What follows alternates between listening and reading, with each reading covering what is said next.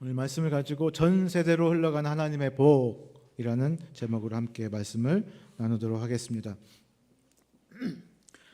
여러분 복 좋아하시죠?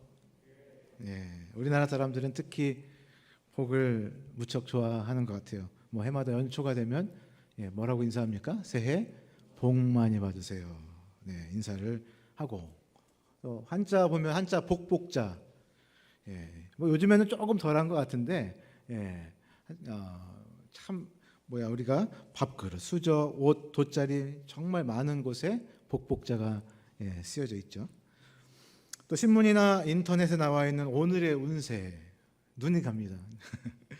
근본적으로 우리가 복을 기대하는 그런 마음에서 비롯되지 않았나 생각이 듭니다. 세상 사람들 뿐이겠습니까, 여러분? 우리 그리스도인들도 복받기 원하는 마음은 간절하죠. 그래서 다른 예배는 몰라도 한 해를 시작하는 송구영신 예배에는 꼭 와서 한 해 하나님께서 내게 주신 말씀을 꼭 뽑으려고 애를 씁니다. 예배 시간 내내 졸고 또 늦어서 설교 도중에 들어왔을지라도 예배 마지막에 목사님이 올려드리는 축복 기도는 꼭 받고 가야 된다는 그런 분들도 있죠. 부흥 집회나 유명한 목사님들께 안수기도 받으려고 머리 내미는 분들도 아직 많이 있습니다. 전도할 때 예수 믿으면 복 받아요 라고 전하기도 하고요. 그리스도인의 가정이나 사업장에 걸려있는 복을 구하는 장식패들, 주의 은혜로 종의 집이 영원히 복을 받게 하옵소서. 원컨대 주께서 내게 복의 복을 더하사 내 이름을 창대케 하리니 너는 복의 근원이 될지라. 아멘은 안 하시네요. 아멘. 복 싫어하는 분 없으시죠? 여러분들도 좋아하시지만 저도 복을 좋아합니다. 사람들은 복을 보통 삶에서 누리는 만족으로 생각을 합니다. 재산이 많아지고 자식 잘 되고 건강하고 장수하는 것을 복이라고 여기죠. 그렇다면 성경에서 말하고 있는 복은 어떤 의미를 갖고 있을까? 복주다라는 히브리 단어가 있어요. 바라크라는 단어인데 이 바라크라는 단어가 구약 성경에 총 356번이 등장한다고 합니다. 가장 처음 등장하는 바라크 이 단어가 가장 처음 등장하는 곳이 창세기 1장 22절에 나오는데 하나님께서 창조된 생물들에게 복을 주시면서 생육하고 번성해서 여러 바닷물에 충만하라 새들도 땅에 번성하라고 말씀을 하십니다. 그 다음에 1장 28절에 보면 사람에게도 또 복을 주시면서 생육하고 번성하여 땅에 충만하라 땅을 정복하라 바다의 물고기와 하늘의 새와 땅에 움직이는 모든 생물을 다스려라 말씀을 하십니다. 이것을 보면은 하나님께서 주시는 복은 자녀 많이 낳고 또 땅을 가득 채우고 자연을 잘 다스리면서 번성하는 것이라는 생각을 할 수 있습니다. 우리가 오늘날 생각하고 있는 복과 크게 다르지 않죠? 그렇습니다. 그런데 이 창세기 1장 28절에 생육하고 번성하고 다스리라는 이 복은 인간에게 죄가 들어오지 않았을 때의 복이라는 것을 이해하셔야 합니다. 매주 금요일에 제자 양육 2팀에서 성경 공부를 이제 또 인도하고 있는데 이분들에게 미션을 드린 게 있어요. 그것이 뭐냐면 이제 제자 양육을 직접 하는 것입니다. 그래서 이제 오늘 말씀의 주인공이기도 하는 우리 이혜경 자매님이 이제 아들 홍인택 군에게 제1과 구원의 확신을 이제 가르치기 시작을 하셨대요. 시작을 하셨는데 인택이가 질문을 했다고 합니다. 인간이 하나님을 떠났기 때문에 영원히 죽게 됐다고 하는데 엄마, 사람은 다 죽는 거잖아. 어차피 죽는 건데 뭘 하나님이 떠나서 죽는다고 해? 맞나요? 우리 인택이 어디 있나? 그렇게 물어봤다고 해요. 그랬더니 자매님이 그냥 그렇게 알아. 이렇게 대답을 했다고 합니다. 창세기 3장 22절에서 말씀해요. 여호와 하나님이 이르시되 보라 이 사람이 선악을 아는 일에 우리 중 하나같이 되었으니 그가 그의 손을 들어 생명나무 열매도 따먹고 영생할까 하노라. 그리고 천사들에게 생명나무를 지키게 하셨다라고 말씀을 하고 있습니다. 우리가 이 말씀을 통해서 추측할 수 있는 것은 인간이 죄짓기 전에는 생명나무 실과를 먹고 영생할 수 있었다는 사실이에요. 그런데 창세기 3장 5절 이후 말씀과 같이 하나님이 먹지 말라고 한 선과 악을 알게 하는 나무 실과를 먹으면서 하나님을 떠나게 됩니다. 스스로가 하나님에 대해서 자기가 원하는 대로 생각하고 판단하고 행동하게 되니까 어떻게 되겠습니까, 여러분? 상대방과 의견 충돌이 일어나고 또 거짓말하게 되고 싸우게 되고 빼앗고 폭력을 행하다가 결국에 상대방을 해치기까지 하게 되겠죠. 이렇게 몸도 상하고 마음도 상하는 고통을 겪으면서 만약 이런 상태에서 생명나무 실과를 먹고 영원히 살게 된다면 어떻게 되겠습니까? 이것이 생지옥이 아니고 무엇일까요, 여러분? 성경 공부 인도하면서 영원히 살고 싶냐고 물어보면 대부분의 분들이 싫다고 그러세요. 상대방을 짓밟고 올라가지 않으면 성공할 수 없는 이 경쟁의 구도 속에서 또 이별의 아픔, 배신의 아픔, 언제 어떻게 될지 모르는 두려움과 시시때때로 찾아오는 고통이 가득한 이 육신의 상태로는 절대로 영원히 살고 싶지 않다라고 대답을 합니다. 죄악 가득한 이 세상에서는 영원히 사는 것이 저주이기 때문입니다. 그래서 하나님께서는 인간이 죽음으로 이 죄악 가득한 세상을 벗어날 수 있는 기회를 허락하신 것이 아닐까 이런 생각을 해봅니다. 다시 돌아가서 창세기 1장 28절에 생육하고 번성하고 땅에 충만하고 다스리라고 하신 그 복을 죄인인 상태로 죄악 가득한 가운데서 누리게 된다면 마찬가지로 그것이 진정한 복이 될 수 없다는 것이죠. 불완전한 나의 생각이나 판단, 결정은 내 자녀들을 죄투성이의 세상 방식으로 키우게 만들게 될 것입니다. 온갖 비리와 비정상적인 방법으로 번성하게 되고 또 폭력과 억압으로 내게 주어진 것들을 다스리게 될 것입니다. 지금 우리가 보고 있는 이 세상의 모습 그대로죠. 힘들고 지치고 고통과 슬픔 가득하고 그만 살고 싶은 이 절망의 세상을 살아가는 것, 살아내는 것, 그것이 하나님께서 주신 진짜 복일까? 그렇지 않겠죠, 여러분? 그렇다면 성경에서 말씀하시는 진짜 복을 우리는 어떻게 누릴 수 있을까요? 세 가지로 살펴보도록 하겠습니다. 첫 번째입니다. 말씀의 복, 믿음으로 시작할 수 있습니다. 말씀의 복, 믿음으로 시작할 수 있습니다. 복하면 제일 먼저 떠오르는 사람이 있죠, 여러분. 누굽니까? 아브라함입니다. 아브라함은 세계 4대 문명 중에 하나인 메소포타미아 문명의 한 도시 갈대아 우르, 지금의 이제 이라크 남부 지역의 그 출신입니다. 그 주변에는 바벨탑 종류로 알려진 지구라트가 곳곳에 세워져 있어서 훗날 그 이슬람교의 상징이 된 초승달 모양을 한 그 지혜의 신 난나를 섬겼다라고 좀 알려져 있기도 합니다. 아브라함의 아버지 데라는 그 우상을 만들어서 파는 사람이었다고 전해집니다. 그렇습니다, 여러분. 사람이 창조주 하나님을 떠나게 되면 아브라함의 가족이라도 그 누구라도 그들이 원하는 욕심이나 세상이 원하는 방향을 따라가게 되는 것은 당연한 것이죠. 그때나 지금이나 똑같습니다. 우리 주변을 한번 살펴보십시오. 하나님을 떠나서 자기가 원하는 대로 살고 있는 자들은 당연히 자기가 원하는 것을 우상으로 만들어 놓고 그것을 섬기고 바라보면서 살아갑니다. 돈, 권력, 자녀, 부모를 우상으로, 동물, 성, 스포츠를 우상으로, 음식, 건강, 학업을 우상으로 만들어 놓고 그것을 섬길 뿐만 아니라 그것을 유튜브나 SNS에 올려서 전하는 역할도 하죠. 그렇게 갈 바를 모르고 자기 원하는 것만 바라보면서 또 우상을 만들어 전하고 있는 아브라함에게 어떤 일이 일어납니까? 바로 말씀이 임하게 됩니다. 창세기 12장 1절 3절 말씀입니다. 여호와께서 아브라함에게 이르시되 너는 너의 고향과 친척과 아버지 집을 떠나 내가 내게 보여줄 땅으로 가라. 내가 너를 큰 민족 이루고 내게 복을 주어 내 이름을 창대하게 하리니 너는 복이 될지라.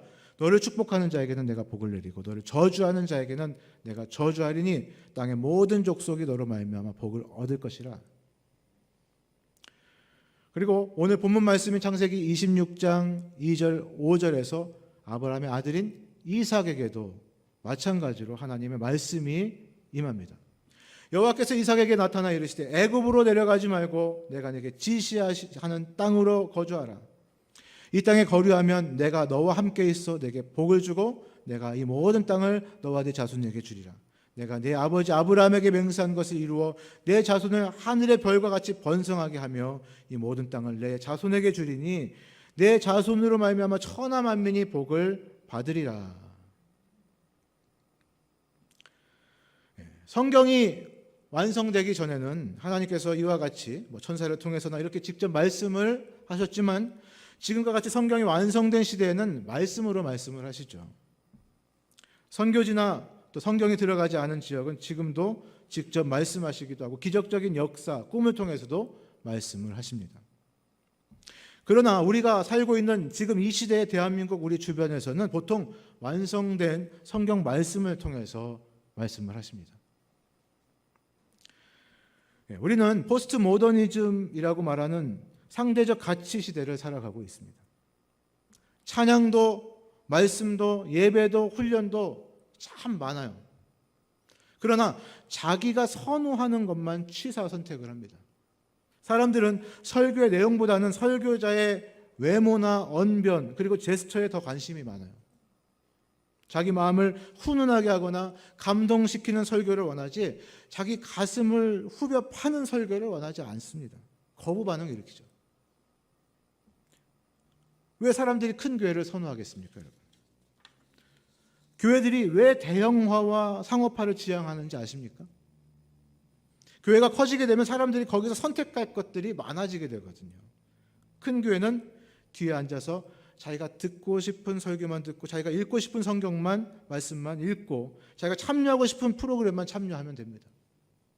그래서 더 많은 사람들이 그것으로 모이게 되는 것이죠. 포스트 모더니즘의 특징입니다. 목사들도 그것에 편승을 합니다. 하나님 마음을 상하게 하는 것은 관심에도 없고 그 자리에 나와 앉아주는 신도들의 마음을 상하게 하지 않기 위해서 최선의 노력을 다해야 하는 시대. 마음 상하게 하면 교회 안 나오고 교회 안 나오면 헌금이 주니까 교회 재정에 문제가 생기고 이 포스트 모더니즘 시대에는 강대상에서 온갖 아부가 난무하죠. 코미디도 해야 되고 때로는 잘한다고 마음에도 없는 칭찬도 해줘야 됩니다. 분명히 죄 가운데 있는 자들에게 회개를 격려하는 것이 아니라 마음에 부담 갖지 말라고 격려만 합니다. 회중에 비유를 맞추고 회중에 입에 맞는 설교를 만들어내야 하는 설교자. 이것이 이제 포스트 모더니즘입니다. 사람들은 자기를 편하게 해주고 자기 귀를 즐겁게 해주는 것만 좋아하죠. 그러나 히브리서 11장 8절에서 12절 말씀을 보면 오늘 본문의 주인공 아브라함과 이삭에 대한 말씀이 나와요.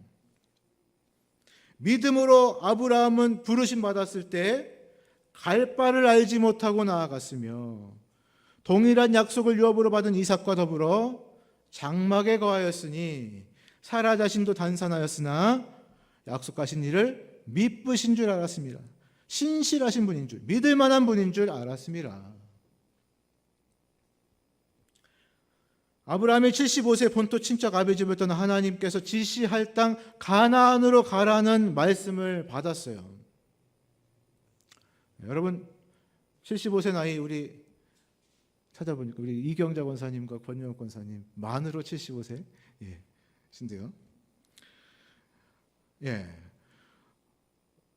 권사님들에게 목사님 따라서 아들 목사님 따라서 딸 사모님 따라서 캐나다로 이민 가시라고 하면은 가시겠습니까? 안 가시죠. 지금 가실 나이겠습니까? 요즘 같은 포스트 모더니즘의 성도님들은 어떻게 반응을 할까요? 이 많은 식구들과 함께 가라고요? 경비는요? 가다가 도적제 만나면 어떻게 하라고요? 위험한 동물 만나면 어떻게 하려고요? 그냥 아버지 데라와 함께 살게요. 대신에 초승달 우상 안 만들고 다른 일 하면 되죠. 제 나이가 75세인데 그 기나긴 여행 어떻게 하라고? 목적지에 도착하지 못하고 어찌 될 수 있지 않습니까? 그냥 내 형제들 살고 있는 옆 동네로 옮기면 되지 않을까요? 여러분, 하나님께서는 저와 여러분들에게 시시때때로 말씀하십니다. 이 성경 말씀을 읽고 듣고 공부하고 암송하고 묵상하는 가운데 말씀하시고요.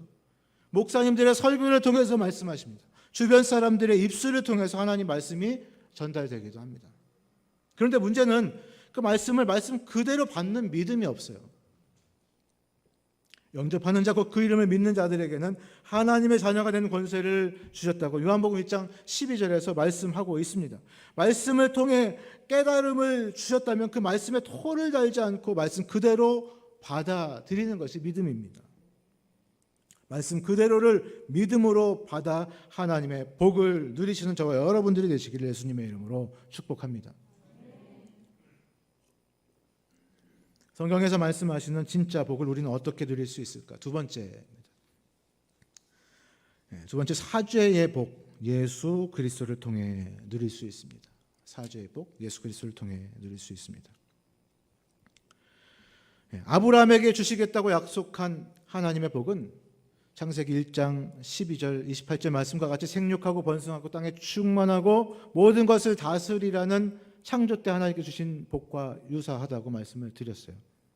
그 복은 그의 후손 이삭과 야곱을 통해 이루어져 가는 것을 말씀을 통해서 우리는 볼 수 있습니다. 창세기 26장 12절 이하를 보면 이삭이 그 땅에서 농사하여 그 해에 100배나 얻었고 여호와께서 복을 주심으로 그 사람이 창대하고 왕성하여 마침내 거부가 되어 양과 소가 떼를 이루고 노복이 심히 많으므로 블레셋 사람이 그를 시기하여 라고 말씀을 하고 있고요. 창세기 33장 11절에서는 야곱이 말씀하는데요. 하나님이 내게 은혜를 베푸셨고 내 소유도 조카오니 청하건대 내가 형님께 드린 예물을 받으소서 하고 그에게 강권하매라고 말씀을 하고 있습니다. 그러나 앞서 말씀드린 바와 같이 하나님께서 창조 때부터 주신 그 복을 온전히 누리기 위해서 해결되어야 할 하나의 문제가 있었습니다. 바로 죄 문제입니다. 여러분, 죄의 근본은 하나님을 떠난 것입니다. 하나님과 같이 되고자 하는 것입니다. 그래서 자신이 주인이 되고자 하는 것입니다. 모든 사람이 각각 자기 마음대로 자기 중심적으로 생각하고 판단하고 결정하니까 서로에게 문제가 생기고 고통과 아픔 속에서 거하게 되게 된다고 말씀을 드렸습니다. 그러므로 죄의 근본을 가지고 있을 때는 하나님이 주시는 복을 아무리 부어준다 할지라도 그 복을 제대로 누릴 수 없게 돼요. 그래서 하나님께서는 아브라함, 이삭, 야곱에게 복을 주실 때 그 복 주시는 그 말씀의 뒤편에 그 죄의 문제를 해결할 수 있는 존재를 숨겨 놓으셨습니다. 제가 읽어드리겠습니다. 땅의 모든 족속이 너로 말미암아 복을 얻을 것이라. 내가 네 자손이 땅에 티끌 같게 하리니 하늘을 우러러 무뼈를 셀 수 있나 보라. 또 그에게 이르시되 내 자손이 이와 같으리라. 너는 여러 민족의 아버지가 될지라. 아브라함은 강대한 나라가 되고 천하 만민은 그로 말미암아 복을 받게 될 것이 아니냐. 내가 이같이 행하여 내 아들 독자도 아끼지 아니하였은즉 내가 내게 큰 복을 주고 내 씨가 크게 번성하여 하늘의 별과 같이 같고 바닷가의 모래와 같게 하리니 내 씨가 그 대적의 성문을 차지하리라. 또 내 씨로 말미암아 천하 만민이 복을 받으리니 내 자손을 하늘의 별과 같이 번성하게 하며 이 모든 땅을 내 자손에게 주리니 내 자손으로 말미암아 천하 만민이 복을 받으리라. 땅의 모든 족속이 너와 내 자손으로 말미암아 복을 받으리라. 땅의 모든 족속이 너로 말미암아 복을 받으리라. 내 씨가 그 대적의 성문을 차지하리라. 내 씨로 천하 만민이 복을 받으리니. 이 약속들은 도대체 무엇을 의미하는 것일까요? 하나님께서 아브라함을 택하신 이유는 이스라엘이라는 민족 하나만 집중해서 사랑을 표현하시기 위한 것이 아니에요. 아브라함과 이삭과 야곱을 통해서 세워진 이스라엘 왕국을 통해서 온 열방이 주께 돌아오게 하며 사탄을 이길 그리스도를 보내시기 위한 계획을 하신 것입니다. 하나님을 떠난 죄로 영원히 죽어야 하는 온 인류의 죄를 대속할 그리스도, 그래서 영원한 복을 누리게 해줄 수 있는 그리스도를 보내시기 위한 계획을 하신 것이죠. 그래서 갈라디아 3장에서 말씀하고 있습니다.